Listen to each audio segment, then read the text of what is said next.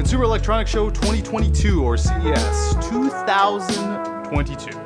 Now that sounds weird as shit to me for some reason. Anyway, it's always fun to see all the new tech, whether ready for market or still in development. So let's talk about some of the new health and fitness tech that was put on display this year. The company Shiftfall, I gotta be careful how I say that word, Shiftfall, has come out with the Pebble Feel. Now, its use case displayed was to augment your virtual reality experience by adjusting your temperature through this wearable. It can get as hot as 107 degrees Fahrenheit or as cold as 48 degrees. What I think is actually most interesting about this tech is maybe how it can be adaptable, just depending on how mobile the device can be, for its ability to adjust your body temperature for sports performance. Thermogenesis is a big area of study in relation to sports performance nowadays, and keeping your body cool through workouts has shown to extend and improve athletic endurance. I think this application is something I'm more in line with than doing anything in the metaverse.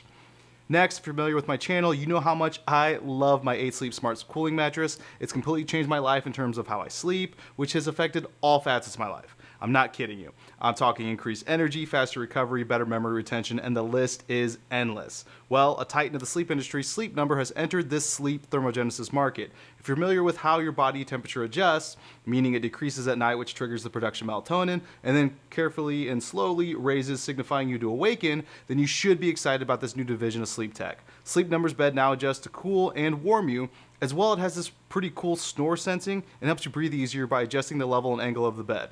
Some shit that I can definitely get behind. The only bad news is that it's not available for a whole nother year. We're talking first quarter 2023.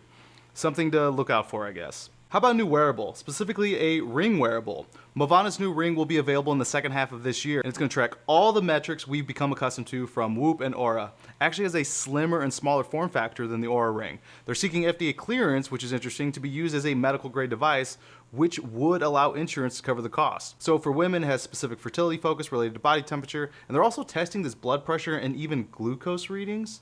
Now, that's something I'm incredibly interested in. As someone who recently tested a continuous glucose monitoring device and noticed how bad my body reacts to carbohydrates, I'd love to wear something on my finger rather than injected into my arm. So welcome another wearable to the market, and more variety breeds competition and pushes innovation, so I love it. Now, how about this wild looking LG display for cycling? I used to have the Peloton, and they had some virtual rides that were just nice to do for some steady state cardio with, and I'd love to see how different it feels with a screen that kind of just envelops most of your eyesight forward as well as above. I love cycling, and I gotta say, go outside if you can do it. But if for whatever reason you have to be indoors and it appears that you need enough room and have it, this looks pretty cool. How about a smart bathtub? Everything else is smart. Why not your bathtub? I don't know. I haven't found much information on it, but from the looks of it, you utilize your phone to start your bath remotely and set the temperature, and it's ready for you when you need it. Now, I've never lived in any place with a bathtub big enough for me to comfortably fit inside. I know, sad story, but I sure do love Epsom salt baths for recovery. Also, their Stillness freestanding bath can be on my dream list. It's got even more functionality, including RGB lights, fogs, and wonderfully integrated beautiful smells. That would be an incredible way to end the night. Now, this next one isn't necessarily health, but I'm a dog owner and she keeps me healthy, so we're going to talk about it. How about a nose print identifier? Samsung apparently has a division of startup labs. One of them has created the Pet Now app. Instead of using an implanted microchip, a user can download and scan a dog's nose. Apparently, the nose is even more unique than our fingerprints and don't alter over time, so you can get the data of a missing dog. That is, if they're registered and you download the app. In other news, Garmin displayed their new Venue 2 Plus, an Android challenger to the Apple Watch. I say challenger in a loose sense because the Apple Watch is the king of smartwatches, and no Fenix 7 as some people had hoped. I love my Fenix. Some new bone conducting headphones, which is interesting tech for the safety of running and cycling on the streets, and a badass new e-bike that I would love and have absolutely no need for. Now, one thing I did notice was that there wasn't really a focus for at-home fitness like last year. My personal belief is that people just want to go to the gym. They want to get out of their house. I'm someone who has a home gym and works full-time remote. I absolutely need to get out of the house to go to the gym and socialize for my sanity. So I'm one of those people.